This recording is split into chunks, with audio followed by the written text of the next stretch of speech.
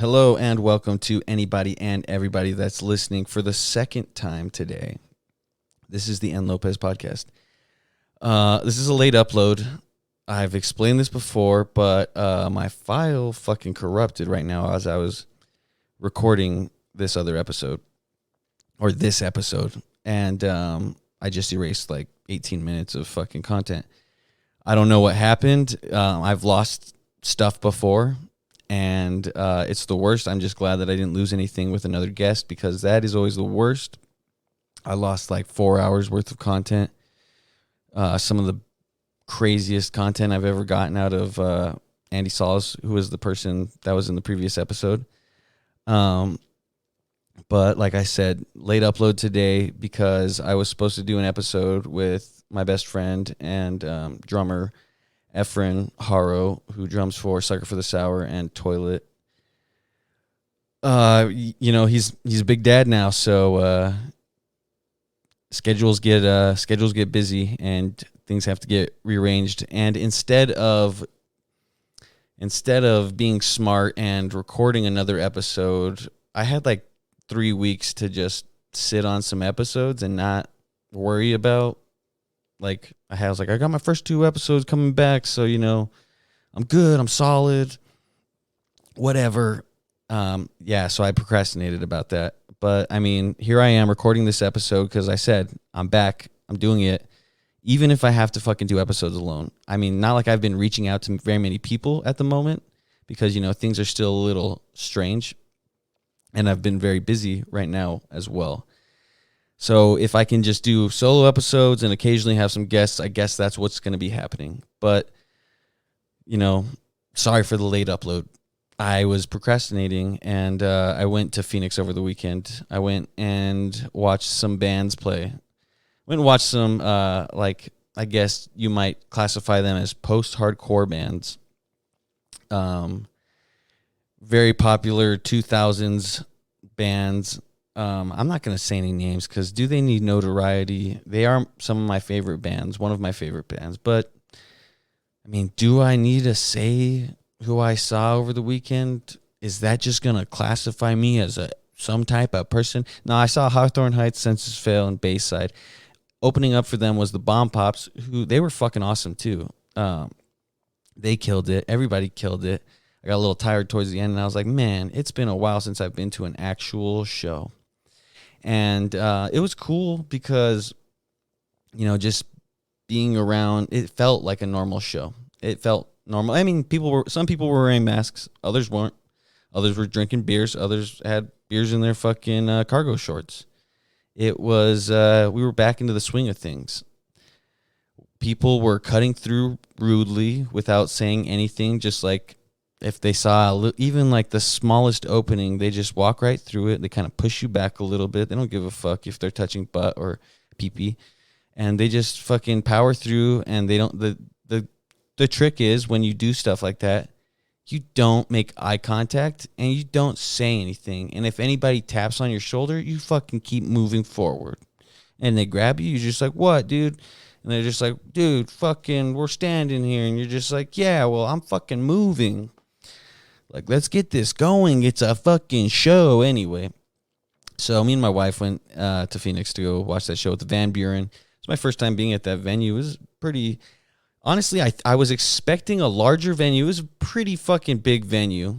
I bet it could probably hold 500 or so. I have no clue what the cap of the Van Buren is. This isn't a fucking Van Buren promotion. That's why I didn't care for saying all these other bands' names, because... do they need the promotion more than me? Maybe some people will hear that and they'll be like, oh, that's cool. I like that. So maybe this podcast isn't a fucking total piece of shit. But, we were back. We were back at the shows, baby. And, it was cool. I spent my weekend in Phoenix. I really could care less about Phoenix. But, it's something to do. It's something to get you out of fucking town. We went to that show. It was cool. There was someone fucking crowd surfing in a wheelchair. I think, I'm sure that's become a popular thing since someone was probably the first person to do that.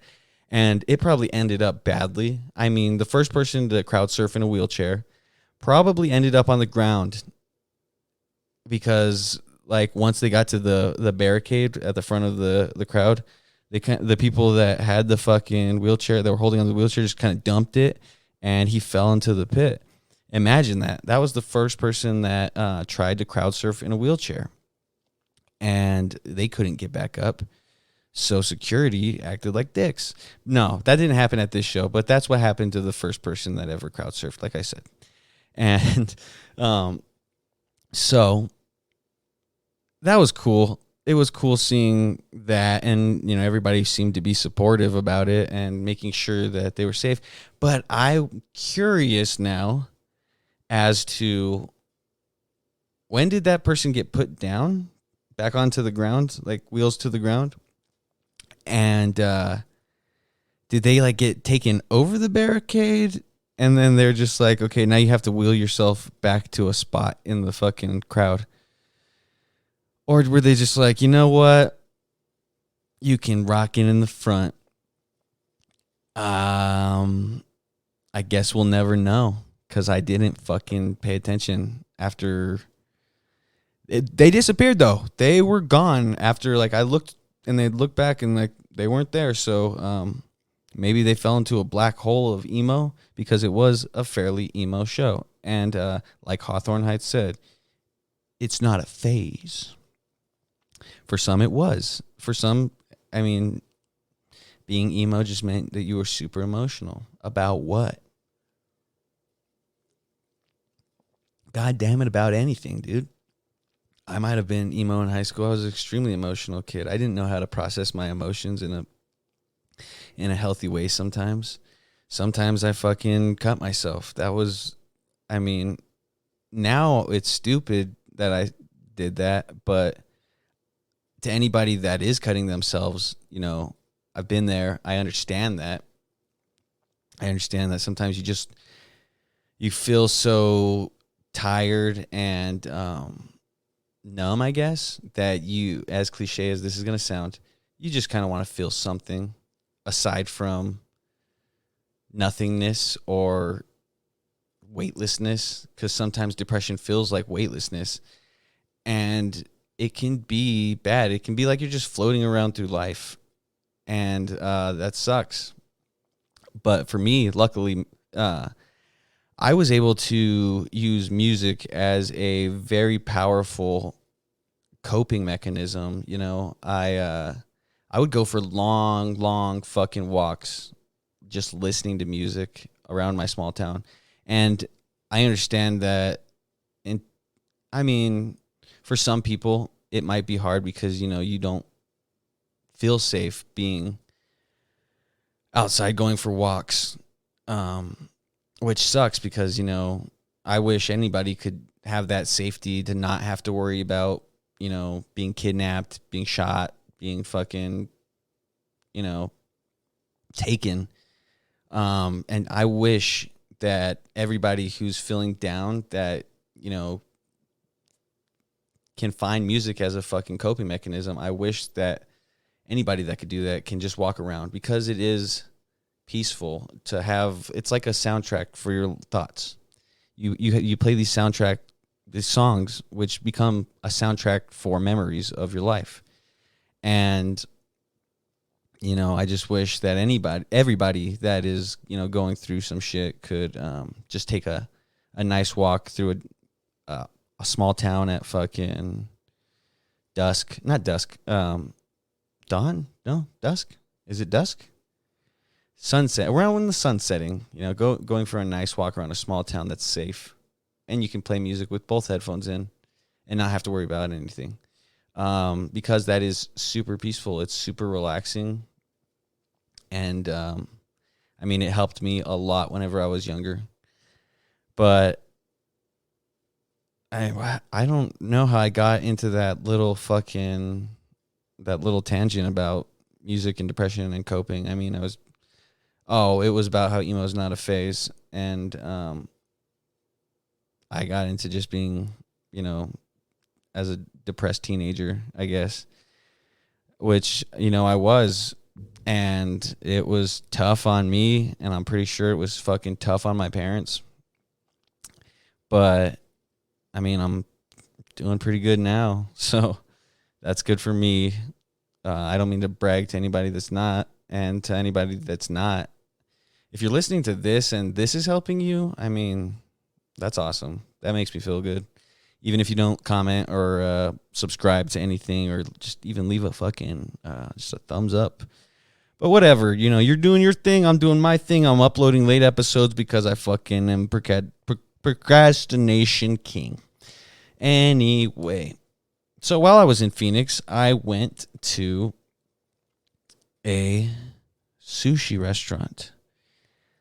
This sushi restaurant was pretty interesting. It was super packed. Like the patio was very weird because it was like the front of the building was the patio, and you kind of had to like walk through people eating and drinking, blocking the fucking doorway. Because it's also a bar. It's not just a sushi place, but a bar. So you're walking through crowds of people, like not crowds of people, but you're walking through people that are just sitting there in their tables or standing in front of where you need to fucking go, and you're kind of squeezing through. You're like, excuse me. I mean, you're standing in front of a fucking entranceway. And so we went to the sushi place, me and my wife and her friend and her friend's boyfriend. And, it was a good time. I got drunk, had a lot of Maker's Mark. I got a dragon roll there, and this is predominantly what this whole conversation, just me bringing up this fucking sushi place, is about how extra this place was with their dragon roll. They brought it out, and it was like in the shape of a dragon. I mean, I guess all sushi rolls could be in the shape of a dragon without wings. And it had like this little piece of plastic that was like cut in the shape of a dragon. It had these cream cheese eyeballs on it, and there was like sriracha or something. Some type of red sauce. I'm almost positive it was sriracha on the side of it, and they lit it. I was the last one to get my food because it came out like it was. They were really the presentation of this food was really good. Should I give this place a shout out? It doesn't need it. Mostly because I forgot the name of it. Anyway, this episode is sponsored by Day Drinking. What do you do when you're procrastinating and you're just procrastinating? Well, crack open a cold beer and definitely procrastinate worse.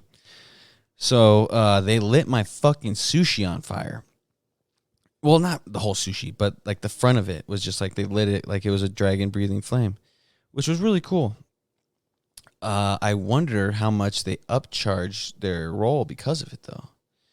It's like, yeah, it's a $15 roll because one, our sous chefs fucking hate making it. How goddamn dare you even order one? And two, I mean, it's on fire, dude. Look at that. Look at that presentation. You're paying for the presentation. And, you know.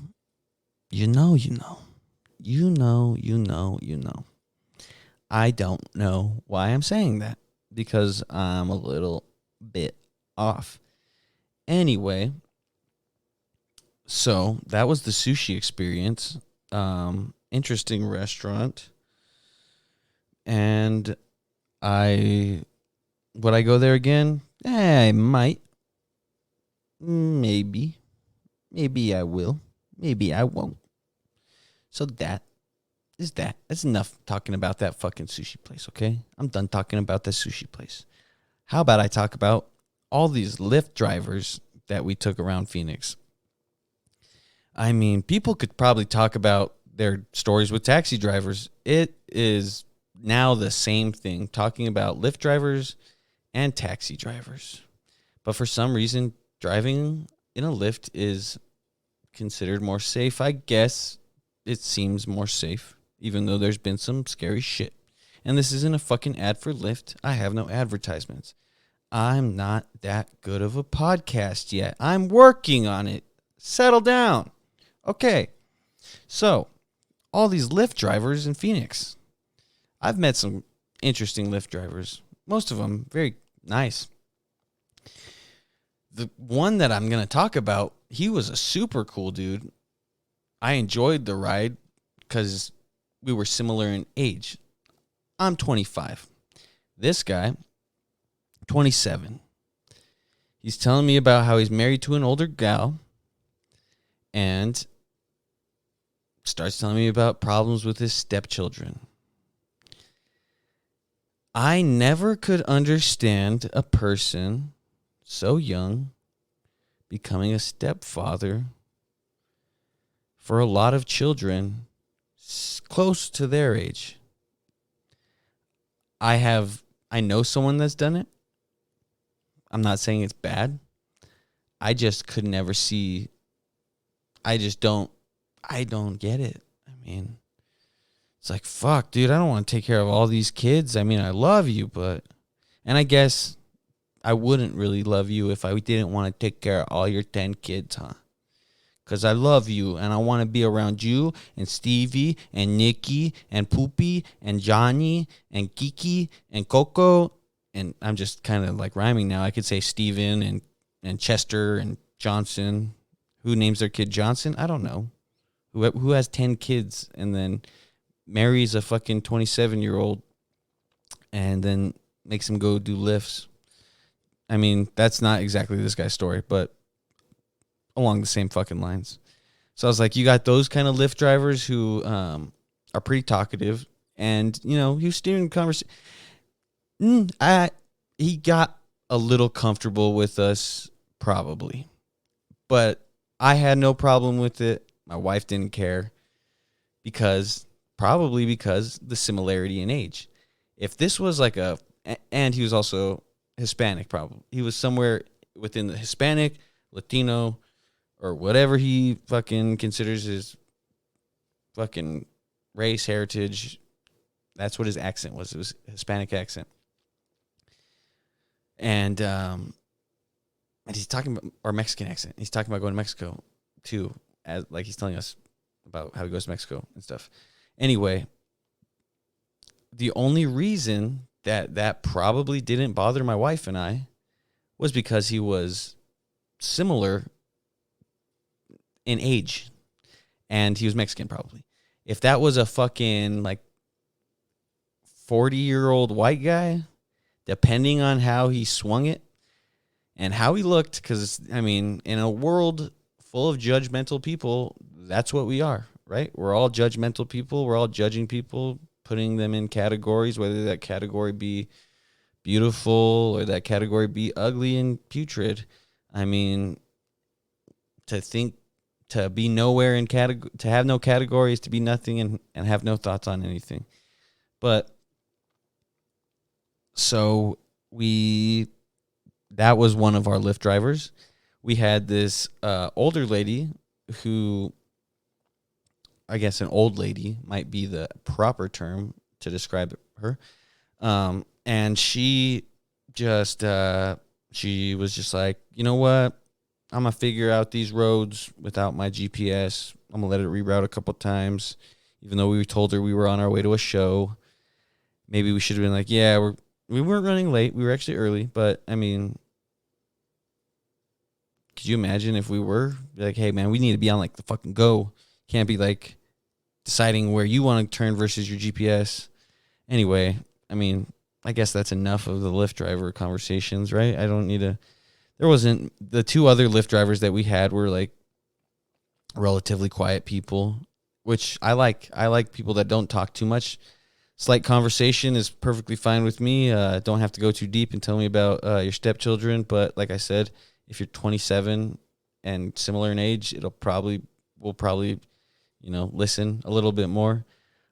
So there was that. And, I've been going places lately. At the beginning of the month, my wife and I met up with my parents and my little brother, who's, I call him my little brother, but just for some fucking clarification, he's like 23. Or maybe he's 22. He's going to be 23. I don't know. I don't know his specific age. He's his own man. He's a welder. He does his own things. So we met up with them in New Mexico, and we went to a wine festival. My first time going to a wine festival was pretty cool. You pay for your ticket. You can walk around, get free tastings of a lot of different local wine, and you can buy glass it was like $6 a glass. So this place, you're gonna get fucked up at this place, and they had a bunch of food carts. It was a cool place. It was a cool environment. A lot of variety of people. I saw like goth people there. I saw fucking jocks there. I saw old jocks there. I saw fucking retired guys. Of course, right? It's wine. Wine culture is diversifying. Do you hear that? It's not just for snooty, white, old people. And it doesn't have to be about race. It's not about snooty. Let's make this classist. It's not about snooty rich people anymore. Wine is just becoming about good times. And if you recall at the beginning of this podcast, I said that this is a late episode and I'm recording it. I don't know if I said that I was recording it or no. This is what I said at the beginning of the episode, that I already did a whole fucking 15 minutes before this recording that got lost. During that time, I mentioned that I'm sitting at my kitchen table, which is a nice wooden table. And what I'm going to get to, this is all going to connect. Don't worry. So, I don't know how it's going to connect, actually. But this is what I'm going to say about a nice wooden table. Have a nice table in your kitchen. Not your kitchen, in your dining room. I'm in my dining room, I guess, because I'm not in my kitchen. My kitchen is fucking small, and it sucks. In the words of my wife, it's the worst kitchen ever. So, the power of a nice wooden table is that it will, if you use it right, if you sit with your friends at your table and you have conversations, if you drink and you have drinks, you have food, you have meals, you share memories, you build memories. That's the power of a nice wooden table. That's the power of, connecting with your friends. A wooden table can definitely be a means to connection. And I know that sounds so silly. It's just a fucking table. But think about how many times you've been at a table. I mean, you go to a restaurant, you sit at a table, and the niceness of having a nice wooden table at your house is that, you're making more memories at home and you feel more like home. Anyway, fuck, I don't know where that was going. I wanted to say that about the table, though. If you can, get a nice table, sit with your friends, have conversations, have drinks, drink some wine, because wine isn't exclusive to fucking rich people no more. Everybody's drinking wine. You knew that. You're drinking wine right now. I know you are. Cheers. Ting. Day drinking. I already said it. So we went to this wine festival. We got nice and buzzed, heavily drunk, heavily buzzed, somewhat drunk, somewhere between there. And me and my wife bought some bottles of wine, and I'm standing in this line for this winery called Ponderosa Wine. Super good place. I just realized that my washing machine's about to start. A bit upset about that. This is probably going to be a 30-minute podcast. I'm sorry, but it's been a day, and it's just one of those days. Limp Bizkit, when you listen to Limp Bizkit and you try and do a podcast. Just kidding, I don't listen to Limp Bizkit. But we went to this wine festival, and we got nice and drunk. So I'm standing in line at this place called Ponderosa for this cherry blossom wine. Very, very good wine. If you're ever in New Mexico and you can go stop at Ponderosa Winery, stop there and get some cherry blossom wine. Super good. So I'm standing there trying to get some bottles of this, and this line's forever. And at one point, we're getting hit by these women behind us, not on purpose, but because they're super short and they just keep hitting us, and they eventually start talking to my little brother, and they're just like, "Hey, can you hold this for us?" So he's holding it for them, and then she's the chick's like starting to ask him questions, like, "How old are you?" And then he's just like, "How old do you think I am? Like, what do you do? What do you think I do?" And so he's talking to her, and he's just like, "Oh, you're very pretty." He's spitting some game. Slick Patrick is, he's spitting some game, and so she's just like, you're very handsome and stuff. And he's just like, "Are you single?" And she's like, "No, I'm married." She's like, "But he's like, he's old and he's mean to me." He's like, "Do you have any kids?" She's like, "Yeah, I've got like 2 kids and like 3 step kids." And he's like, "Oh, that's cool." So they're talking, and then like it's hot. It's not super cool in New Mexico. It's not like it was a nice day, but the sun was out. So we're sweating and stuff. And she's just like, she looks at her friend. She's like, "Hey, get the tissues out." So they give us some tissues, but she takes one and she's like, I'll clean you up. So she's all tapping him on his head and stuff, and like on his chest, and just like really being super flirtatious. And it's just fucking hilarious. And I end up getting I get my stuff, and she's just like, as we're leaving, she's like, "I'll never forget you." And I thought, that's so strange. This lady was just, I wonder how often that lady is going to wine events and just trying to spit some game at some handsome men. I don't know. I couldn't tell you. I couldn't tell you. Sorry that this episode's kind of shitty and short. But it's an episode, so it's better than nothing. Nobody even listens to this fucking show. And if you do listen to the show, thank you, dude. Thanks for being the fucking 3 listeners that listen to this show. Just kidding. This show's going to take off, and you're going to see me putting my handprints in the Hollywood Walk, and I'm going to be at all walks of life. So thank you. And if you're listening to this episode, if you're not busy in Tucson on Friday, the October 1st, then go to Thunder Canyon Brewery downtown Tucson and come watch Toilet, Sucker for the Sour, and Woke Up New, because it's going to be a fun show, and we're going to get rowdy. All right, thanks for listening. Sorry again for a fucking short episode, but I'm stopping because I got clothes in the washer. Everything's being loud. I fucking had to do this. I had to record this shit like twice. So, I mean, it's not ideal, but soon there's going to be more guests, okay?